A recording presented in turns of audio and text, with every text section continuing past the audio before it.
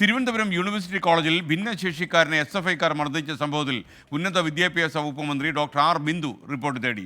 ഒരാഴ്ചയ്ക്കകം report കൊടുക്കണം. Collegiate education ഡയറക്ടർക്കാണ് ഈ നിർദ്ദേശം കൊടുത്തിരിക്കുന്നത്. AV ജയശങ്കർ ചേരുന്നു തിരുവനന്തപുരത്ത് നിന്ന്. ജയശങ്കർ, ഗുഡ് മോർണിംഗ്, പറയൂ.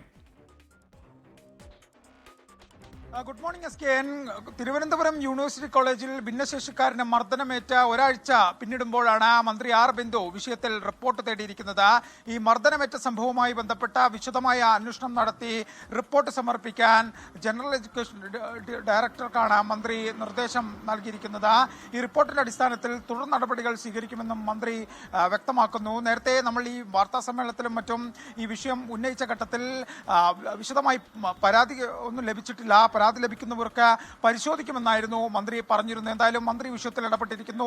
റിപ്പോർട്ടിന്റെ അടിസ്ഥാനത്തിൽ മന്ത്രി തുടർ നടപടി സ്വീകരിക്കുമെന്നാണ് നമ്മൾ മനസ്സിലാക്കുന്നത്. മനുഷ്യാവകാശ കമ്മീഷനും സമാനമായ രീതിയിൽ വിഷയത്തിൽ ഇടപെട്ടിരുന്നു. പക്ഷേ പോലീസ് ജാമ്യമില്ലാ വകുപ്പ് പ്രകാരം കേസ് രജിസ്റ്റർ ചെയ്തിട്ടും ഇതുവരെ പ്രതികളെ പിടികൂടാനോ മറ്റു നടപടികളിലേക്കോ കടന്നിട്ടില്ല എന്നാണ് നമ്മൾ മനസ്സിലാക്കുന്നത്.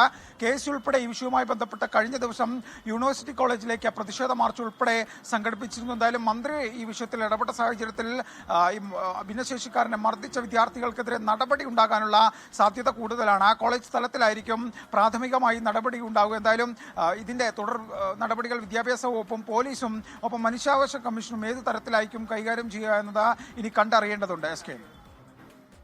Okay, thank you.